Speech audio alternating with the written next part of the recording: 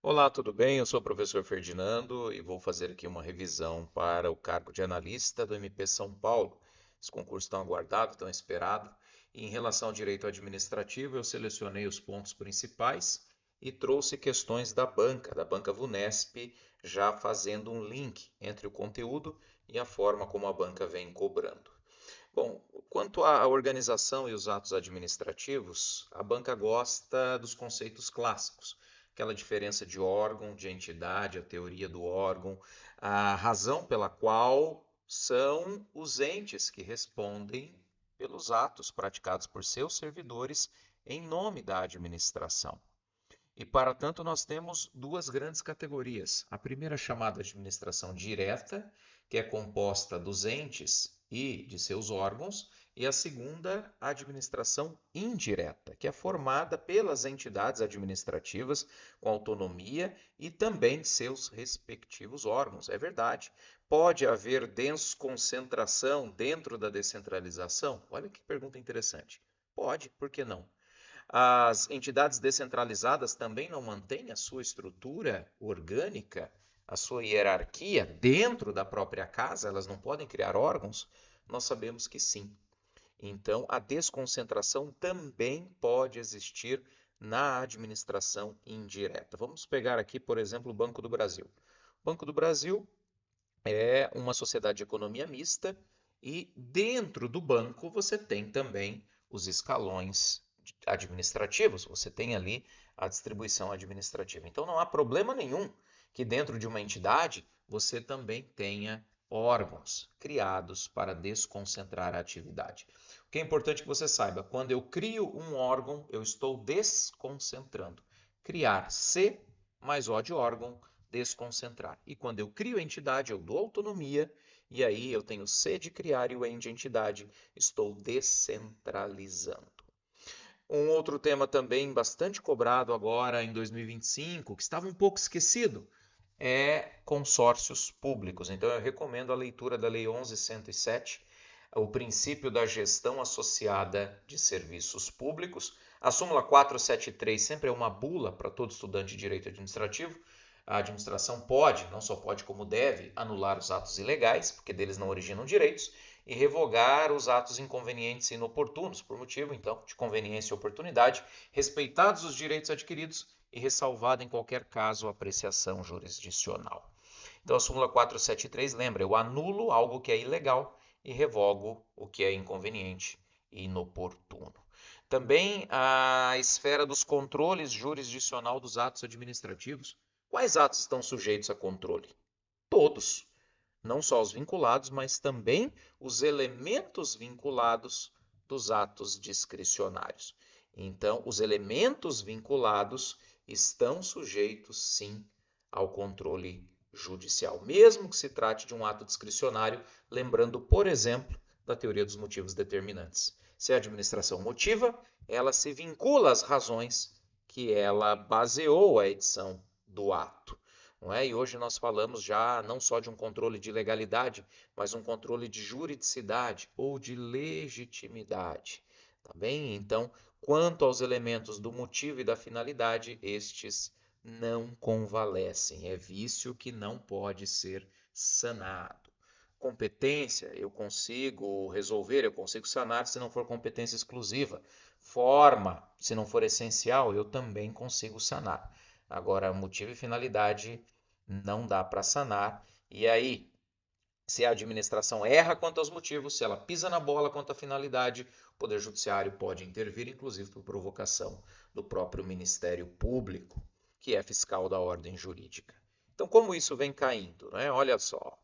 Assinale a alternativa que apresenta, respectivamente, um órgão federal, um órgão municipal e uma entidade. Então, dentre essas alternativas, vamos por eliminação. Qual é órgão federal? Vamos lá. Ah, Congresso pode ser, né, professor? Pode ser. Vamos lá. Órgão municipal, Câmara de Vereadores. E uma entidade, autarquia. Então a correta aí é a letra D de dado. Como aqui é uma revisão, a gente tem que acelerar um pouquinho. Se houver necessidade, você pausa a gravação, olha, reflete e a gente segue.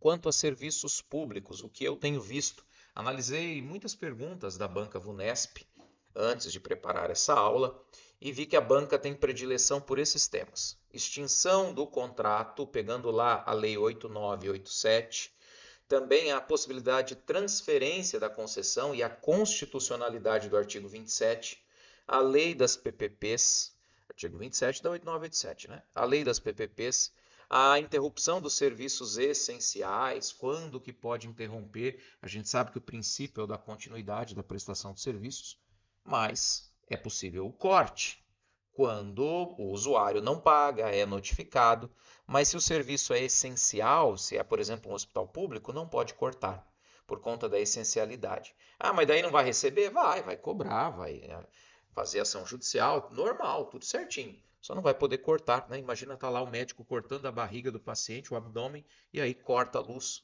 Como é que fica? Não tem como, não é verdade? E esses conceitos de autorização, concessão comum e concessão especial, não é verdade, pessoal? Autorização é ato administrativo precário. Concessão comum eu estudo na Lei 8987 e a concessão especial na Lei das PPPs e também a intervenção. Na intervenção não há obrigatoriedade de contraditório prévio, o contraditório é diferido, adiado. A administração pode intervir e depois ela instaura o processo administrativo e está tudo certo, segundo o STJ. Quanto às formas de extinção, vou mostrar a lei para vocês. Essa é a Lei 8987, a Lei dos Serviços Públicos, que tem fundamento constitucional, tem fundamento lá no artigo 175 da Constituição Federal. E aí, pessoal, quando você vem nas formas de extinção, nós já vamos direto para o artigo que eu quero mostrar. Chamo a atenção aqui para o artigo 35, então, advento do termo, deu o prazo, acabou. Encampação, quando a administração vem e assume para si o serviço. Caducidade, quando a concessionária infringe a lei ou o contrato. A rescisão, que para a concessionária é só judicial, não é? Mas a administração pode rescindir unilateralmente. E a anulação por vícios de legalidade, além, é claro, da falência ou extinção da concessionária, porque isso corresponde ao falecimento da pessoa jurídica. Por isso que aqui temos na sequência o falecimento ou incapacidade do titular, se for uma empresa individual. Então, esse é o artigo 35 e a forma como isso se dá também é cobrado pelas bancas. Então, vamos lá ver as questões? E nós temos essa pergunta. O município X celebrou em 2010 contrato de concessão com a empresa Águas Claras para exploração de serviços públicos de abastecimento de água e esgoto sanitário pelo prazo de 30 anos. Nos últimos anos, no entanto, houve mudanças significativas na política ambiental e urbanística, com a expansão de áreas residenciais, aumento de demanda. Apesar de o contrato prever metas, o município verificou que os interesses públicos passaram a ser bem mais atendidos com a municipalização direta dos serviços. Isso é importante. Os serviços passam a ser melhor atendidos com a municipalização direta, integrando a política de saneamento à gestão ambiental local. Nos termos da 8987, para que a retomada do serviço ocorra de forma legal, retomada, encampação. E para a encampação, o que é necessário, professor? Para a encampação. Então vamos ver agora. O artigo 37 fala: considera-se encampação a retomada do serviço pelo poder concedente durante o prazo, por interesse público, e aí os requisitos, além do interesse público, evidentemente, lei autorizativa específica e indenização prévia. Como é que eu sei que a indenização é prévia? Porque a lei fala após prévio pagamento da indenização. Na forma do artigo anterior, que vai falar justamente daquilo que ainda não foi amortizado. Então, eu preciso demonstrar o interesse público, lei específica autorizando e prévia indenização. Aí a gente volta aqui. Qual é a alternativa correta? É a letra B.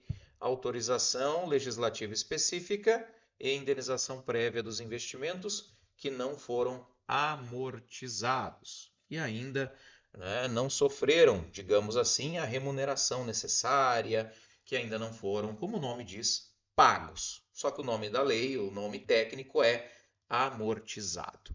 Beleza?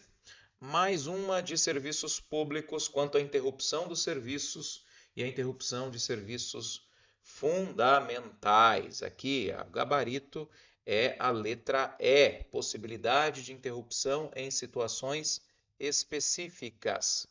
O princípio fala que é o da continuidade, mas eu posso, em caso de emergência, inadimplência, também para manutenção da rede, desde que haja aviso prévio, interromper os serviços, com critérios diferenciados para certos tipos de estabelecimentos e usuários. Aquela história, serviço público essencial não pode ser cortado. Eu dei o exemplo do hospital que está lá cortando o abdômen do paciente.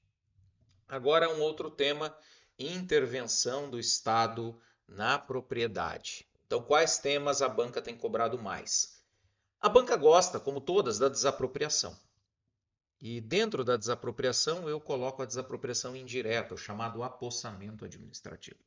Lembremos-nos de que o Ministério Público atua nos processos de desapropriação, como regra, pelo menos, e aí nós temos hipóteses nas quais o Estado não segue a legislação, o Estado se apossa numa propriedade porque não segue o rito ou faz uma intervenção a propósito de ser restritiva, que esvazia o direito de propriedade. Então, sobra o que para o proprietário? A indenização, a desapropriação indireta. Ainda, um assunto interessante diz respeito à ocupação de calçadas e ruas e praças de logradouros públicos sem a devida autorização. Sem a devida autorização. Isso chegou ao STJ, eu vi o acórdão de lavra do ministro Herman Benjamin, ele diz, olha, é um absurdo, porque dizem aqui a gente paga impostos, mas não é porque paga impostos que tem o direito de ocupar espaços públicos. E as calçadas têm uma finalidade de garantir o trânsito de pedestres, transeuntes. Então, é ilegal se não há autorização administrativa. A requisição também, como algo que emana do poder extroverso, citando Renato Alessi, que diz respeito, então, ao chamado perigo público iminente, e que garante ao proprietário do bem, da coisa requisitada, a indenização posterior, em caso de dano. Ainda o tombamento, que é uma forma protetiva. O Estado protege o seu patrimônio histórico e artístico nacional por meio do tombamento, conforme o Decreto-Lei 25/37. Não é uma legislação extensa, vale a pena dar uma lida, porque muitas vezes as bancas cobram a literalidade da lei, o texto da lei, como direito administrativo. Não é codificado, mas espraiado em diversos diplomas. Esse é um que as bancas gostam de trazer à legislação. Então, você vai ver que é um português bastante arcaico, mas aqui existe, então, todo o patrimônio, toda a finalidade, né? Você lê aqui a parte do tombamento, você depois dá uma lidinha lá no direito constitucional, quando fala inclusive do tombamento para a proteção de quilombolas, isso vale a pena dar uma olhadinha. Eu me refiro aqui ao artigo 216 da Constituição Federal, tudo bem? Constituem patrimônio cultural brasileiro os bens materiais e imateriais tombados individualmente. E aqui na Constituição, o parágrafo 5º desse dispositivo, que fala, ficam tombados todos os documentos e sítios detentores de reminiscências históricas dos antigos quilombos. Isso também já foi cobrado em concurso. Então, aqui são os temas principais, eu diria, eu apostaria em desapropriação, apostaria em tombamento. São dois institutos muito caros ao Ministério Público e esse é um tipo de pergunta que a banca cobrou este ano. Suponha que a prefeitura do município Alfa decida construir uma avenida para melhorar o fluxo de trânsito entre duas regiões da cidade. Durante a execução da obra, a via pública é alargada, não é alagada, alargada, e parte de um terreno particular pertencente ao seu José é ocupada sem que tenha havido qualquer ato formal, ou seja, é o apossamento administrativo. É uma conduta ilícita. O seu José faz o quê? Está lá o imóvel parcialmente ocupado. Ele ajuiza desapropriação indireta.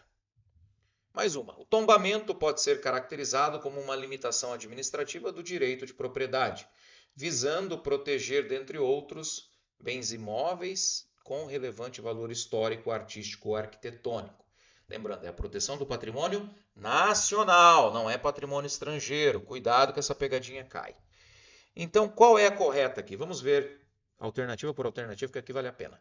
O tombamento decorre do exercício discricionário, prescindindo. A palavra prescindir as bancas amam, né? Dispensando, deixando de lado, não é necessário justa motivação? Errado, gente. Tem que motivar. B. O tombamento esvazia absolutamente o valor econômico? Não. Se esvaziar, aí é caso de desapropriação indireta, inclusive. C. O tombamento se efetiva mediante lei de iniciativa do Executivo, que, acolhendo parecer técnico, submete a matéria ao Legislativo. Ou a letra D. O Instituto Jurídico do Tombamento não se encontra em grau de hierarquia normativa superior aos institutos da política urbana. Ele é um dos instrumentos da política urbana. Um deles. Não há aqui hierarquia. Você coloca o tombamento dentro dos outros institutos, então não há hierarquia. Tá, professor, qual que é o erro da C? É a palavra sempre. Não é sempre por lei de iniciativa do Executivo. A palavra sempre torna o enunciado errado. Licitações, né, gente? Assunto da moda, a lei de licitações, ela é maior em número de páginas do que a lei de registros públicos, gigante, e é difícil cravar o que cai uma lei tão extensa.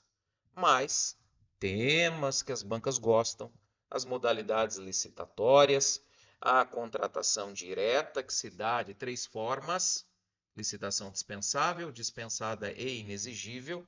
Eu tenho um macete aqui na licitação inexigível, a inviabilidade da competição, e ela pode ser resumida na palavra facas.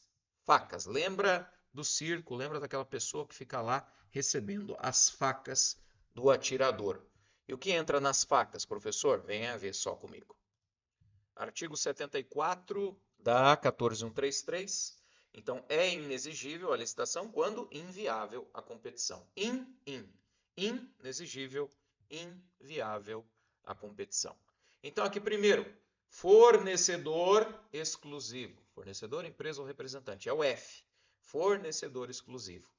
Setor artístico é o A, desde que consagrado pela crítica e tenha empresário exclusivo. São os dois requisitos do profissional do setor artístico, que é o A da minha palavra facas. Artístico, com empresário exclusivo e desde que consagrado pela crítica. Às vezes a banca coloca, é um artista iniciante.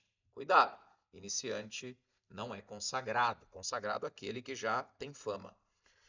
Aí eu tenho C de contratação de serviços técnicos especializados e ainda o credenciamento, tudo bem? Ainda o credenciamento e o A aquisição ou locação de imóvel cujas características tornem necessária a escolha, e o S é o serviço especializado. Está aqui, serviços especializados. Então eu coloquei ali no C, mas está no S na minha palavrinha, né? O S de serviços técnicos especializados. Então lembra facas e olha aqui, cada letra representa uma hipótese. Bom, professor, e na prova como que caiu? Caiu assim, ó. É correto afirmar que o processo licitatório, pergunta de 2025 da Banca Vunesp, observará as seguintes fases. Então, nós sabemos que a licitação tem 2 fases, uma fase interna, uma fase externa. E aqui a gente vem para o texto da lei. Prontinho, artigo 17, são as fases em sequência, tá? A sequência é essa. Fase preparatória. Então, aqui a administração vai estudar a viabilidade, vai fazer todos os estudos orçamentários, técnicos, etc., justificar a necessidade da licitação, e aí, depois de tudo isso, depois dessa fase preparatória, divulga o edital. O edital é a lei interna da licitação. Depois do edital, vem as propostas ou lances. Feitas as propostas e lances, julga e habilita. É nessa ordem. Aí recorre e homologa. Então, observe que tem uma lógica. Vamos fazer a linha do tempo? Primeira parte preparatória, como tudo na vida, começa com a preparação, com os estudos. Depois vem o edital. Na sequência, propostas e lances. Julga e habilita, recorre, homologa. Julga, habilita, recorre, homologa. E pode inverter as fases, professor. O parágrafo 1º do 17 autoriza.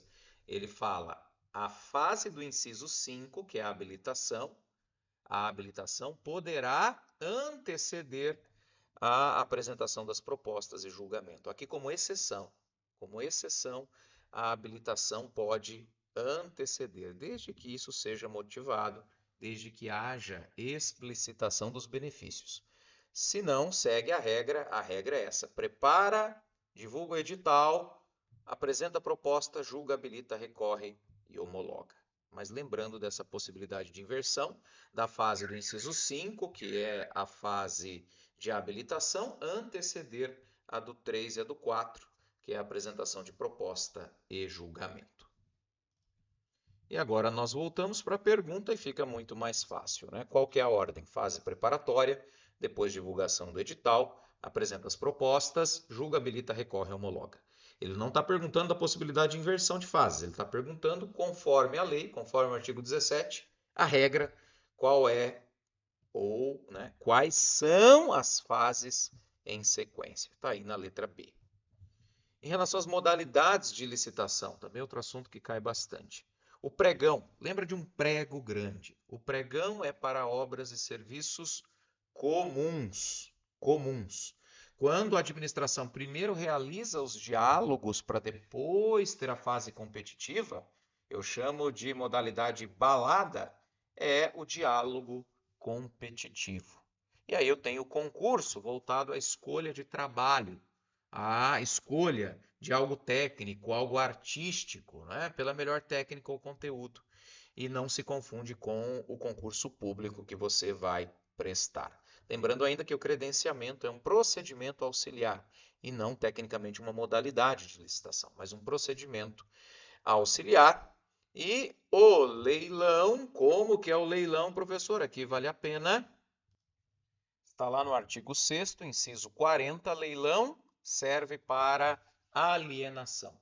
Leilão lembra alienação. Venda de imóveis ou móveis inservíveis ou legalmente apreendidos a quem oferecer o maior lance. Então, quando você vai estudar, por exemplo, a venda de bens públicos, você lembra do leilão.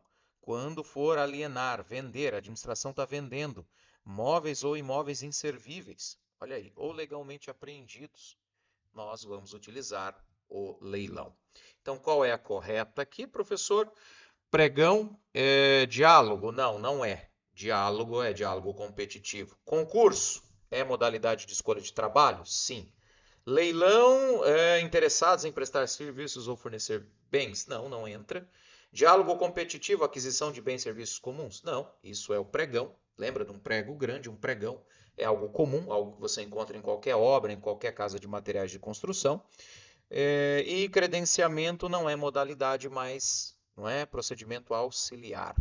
Então, as bancas trocam os conceitos, vale a pena você ter em mente, principalmente ali o artigo 6º da Lei de Licitações. Em poderes, tema da moda e sempre lembrado é o poder de polícia. O poder de polícia, cujo conceito está lá no artigo 78 do CTN e que abrange toda a coletividade, sujeita à fiscalização administrativa. Os atributos dos poderes, presunção de legitimidade, veracidade e juridicidade. A, de auto-executoriedade. T, de tipicidade. E o I, de imperatividade. Presume-se verdadeiro, correto, de acordo com o ordenamento, o ato administrativo exarado pela administração. Quando há previsão na lei ou urgência, ele é auto-executório. Ele deve se revestir ainda de uma das modalidades, de uma das roupas, das roupagens permitidas, tipicidade, e ainda a administração pode impor a sua vontade. Poder extroverso pode impor o ato administrativo mesmo contra a vontade do particular. Esse é o I da imperatividade. Poder normativo ou regulamentar tem caído bastante também, aquela ideia de que o executivo regulamenta, explicita o regular cumprimento das leis, lembrando ainda que nós temos a figura do decreto autônomo lá no artigo 84.6 da Constituição Federal. Como que isso caiu, prof? Aqui, ó, durante uma fiscalização sanitária em um restaurante, a autoridade competente detecta diversas irregularidades, alimentos vencidos, falta de higiene. O proprietário informa que o fiscal não poderia interditar sem autorização judicial. Ele pode interditar? Pode, porque nesse caso nós temos em risco a saúde pública. Então aqui entra a questão da urgência, que se denota pelo elemento saúde, segurança. Então, o fiscal pode interditar? É claro que sim, de modo que a atuação do fiscal é legítima, porque decorre do poder de polícia, que permite à administração impor limitações e sanções às atividades privadas em prol do interesse público. Tá bem? Então, as outras alternativas vão tangenciar esses pontos. Vou falar que não pode, que não tem autorização, blá blá blá, mas pode sim, a gente sabe. Mais uma sobre poder normativo. O prefeito do município X pretende editar um decreto disciplinando o uso de calçadas. Olha o assunto aqui que eu falei no começo. Calçadas por estabelecimentos comerciais que utilizam para expor produtos e para bares e restaurantes que tenham a intenção de ocupar esses espaços. Às vezes, você sabe, tem tanta cadeira, tanta mesa, menos espaço para o pedestre passar. E aí faz um link desse assunto, do poder regulamentar, com a LINDB, que é a Lei de Introdução às Normas ao Direito Brasileiro, que é considerada a Lei da Segurança Jurídica. A LINDB sempre é tema de direito administrativo, principalmente ali os artigos 20 e seguintes da LINDB. Então não deixe de dar uma olhada na LINDB. Eu faço menção ao Decreto-Lei 4657/42, que lá na minha época de faculdade era conhecido como LIC, era a Lei de Introdução ao Código Civil, mas agora é a Lei de Introdução às Normas, é muito mais ampla. E aí, principalmente os artigos 20 e seguintes. Os artigos 20 fala do consequencialismo, artigo 21 também fala do consequencialismo. Depois, o artigo 22, que visa evitar o apagão das canetas, o direito administrativo do medo, diz que serão considerados os obstáculos e as dificuldades do gestor e as exigências das políticas a seu cargo na interpretação das normas da gestão pública, ou seja, eu tenho que saber qual é a realidade do gestor antes de interpretar as normas. Ainda a questão da proporcionalidade, das sanções, a questão aqui do princípio da vedação de uma interpretação nova a situações já consumadas. Não é? Então, se eu imponho, enquanto administração, um novo dever ou novo condicionamento, eu tenho que prever um regime de transição. Mudou a regra do parquinho, então vamos estabelecer um regime de transição. E ainda as condições, as orientações gerais da época. Então, é vedado que, com base numa mudança posterior de orientação, se declarem inválidas situações passadas, situações já constituídas. Significa o seguinte: mudou a regra, permanece em vigor o que foi aprovado, fica valendo o que já foi aprovado, até porque eu tenho que ter um respeito à segurança jurídica, ao ato jurídico perfeito, e daqui para frente, regra nova. Regra nova, vida nova, fatos novos. Fatos passados, fatos pretéritos, fatos já constituídos, nós mantemos a sua existência, a sua validade, a sua eficácia em respeito à segurança jurídica. Então, já estou com meu projetinho aprovado lá no município. Agora mudou a regra, vou ter que fazer tudo de novo? Não, já está aprovado. Respeita o teu projetinho, vai lá, constrói, faz o que tem que fazer. Agora, se você apresentar outro projeto, aí, regra nova. Dá uma olhada, vale a pena dar uma olhadinha nesses artigos. Bom, então, voltando à nossa pergunta aqui, a edição do decreto deve ser precedida de consulta pública? Ela pode ser precedida. A lei não usa a palavra deve para consulta pública. Aliás, é uma questão de participação, de controle social às consultas públicas. Elas estão lá, por exemplo, na Lei do Processo Administrativo Federal, na 9784. Elas estão presentes em vários diplomas normativos do direito administrativo, mas o legislador toma o cuidado para colocar pode, porque senão inviabilizaria a administração. Se tudo tiver consulta pública, aí a administração não anda enquanto não ouvir todo mundo. Isso aí pode, às vezes, pode emperrar a máquina administrativa. Então, o deve está errado, é pode na letra A. Letra B, consulta pública deve, mesma coisa. Letra C, por se tratar de um ato administrativo e, portanto, incapaz de inovar na ordem jurídica, o decreto não pode ser precedido de consulta pública. Pode, como eu disse, o verbo é pode, não deve. O decreto não pode expor sobre esse assunto? Pode. A correta é a letra E. O decreto pode tratar do assunto caso esteja disciplinando, cumprindo a sua função de regulamentar, de explicitar, de promover a correta aplicação da lei.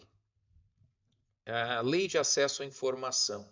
Eu trago artigos importantes, não é? Que tratam desse assunto. Então, autorizar ou conceder o acesso imediato à informação disponível. Vamos lá, vou mostrar para você. O órgão ou entidade pública deverá autorizar ou conceder o acesso imediato à informação disponível. Ou seja, se está disponível, fornece. Que artigo é esse, professor? De qual lei? Da Lei de Acesso à Informação, a Lei 12.527. 12.527. Ainda a gratuidade, o princípio da gratuidade. É claro que há aqui algumas regrinhas que a banca pode cobrar dentro da gratuidade. Então, são justamente essas exceções aqui, né? Como regra, o serviço é gratuito. O serviço é gratuito. Mas o órgão ou entidade pode cobrar exclusivamente apenas o valor necessário ao ressarcimento dos custos dos serviços e materiais utilizados.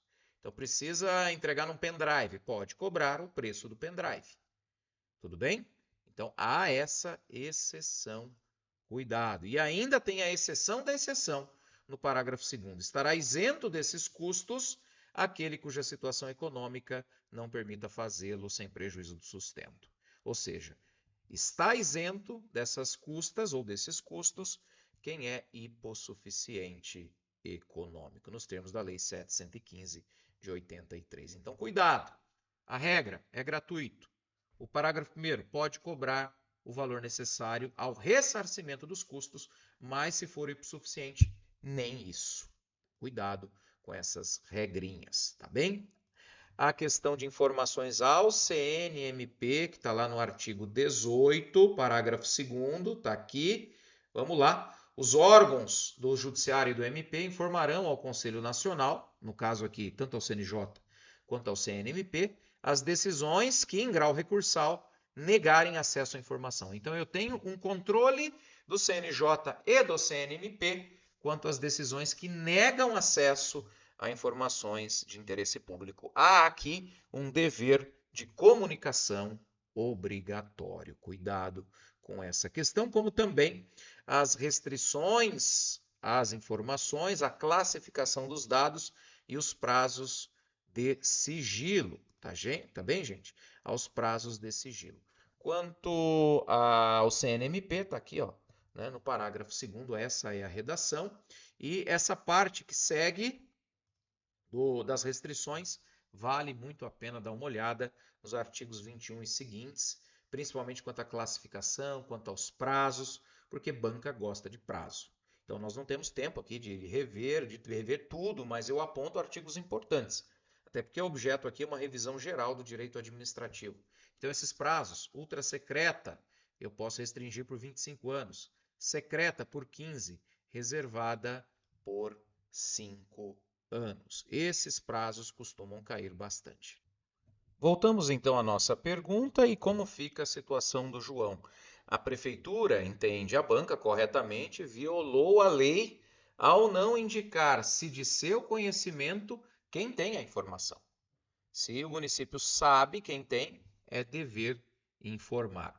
E além disso, João tem o direito de recorrer no prazo de 10 dias. Então observe aqui que as questões retratam mais uma vez o texto da lei, e essa é uma lei de leitura obrigatória, porque nós temos na Lei de Acesso à Informação um grande instrumento de controle social, e aí isso chama a atenção das bancas. Por fim, gente, improbidade administrativa, a VUNESP tem cobrado a jurisprudência dos tribunais superiores. Aqui eu cito tema 1199, da repercussão geral, ADI 7042, 7043, medida cautelar na ADI 7236 e ainda alguns julgados mais recentes. O dolo, sempre é lembrado, é um dolo específico. A aplicação da LIA aos particulares, em que casos a lei pode alcançar os particulares, quando não for agente público, concorrer ou induzir, criar a ideia, ou então participar, um no plano da ideação, outro no plano da execução, induzir ou concorrer dolosamente para a prática do ato ímprobo. Ali os parágrafos do artigo 11 da LIA que falam de alguns critérios relativos à aplicação de sanções por violação a princípios.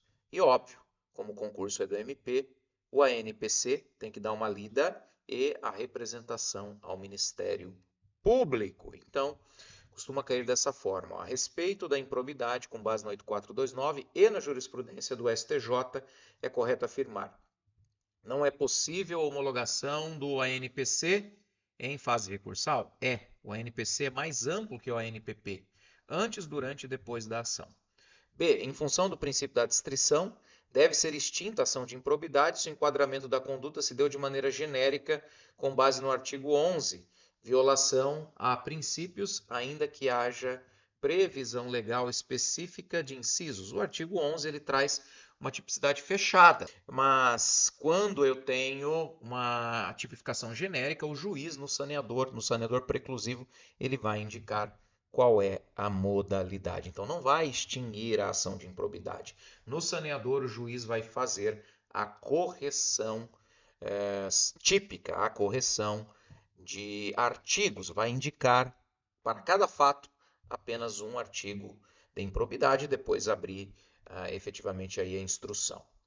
Então a letra B está errada por isso, não deve ser extinta. Letra C, não caracteriza ato de improbidade praticado por prefeito a ausência de prestação de contas quando inexistente o intuito malicioso, desonesto ou corrupto. Essa aqui. Não basta não dar a informação. Tem que haver o dolo, é um dolo específico, malícia, desonestidade ou corrupção. Em síntese, a lei de improbidade não veio pegar o incompetente, mas sim o desonesto, ou corrupto, ou malicioso. Isso aqui é jurisprudência do STJ. Letra D. A partir da vigência da 14.230, exige-se a plausibilidade do direito invocado para indisponibilidade de bens, mas desnecessária a urgência não. A urgência deve ser concreta, demonstrada. Parte final ali está errada. Exige-se a plausibilidade do direito? Sim. Plausibilidade do direito mais urgência. E letra E, no julgamento da ação de improbidade, a absolvição por ausência de dolo não esvazia em qualquer hipótese a justa causa para ação penal? Tem julgado do STJ dizendo, se na LIA, na ação de improbidade, eu tenho ausência de dolo constatada, isso esvazia a justa causa para ação penal. Então tem esse julgado dizendo, não é possível que não haja dolo na improbidade e haja dolo no crime. Porque nós estamos falando de um dolo específico, que é um dolo muito exigente. Então, se não tem dolo na LIA, pode haver ausência de justa causa para ação penal. Valeu, gente. Um abraço.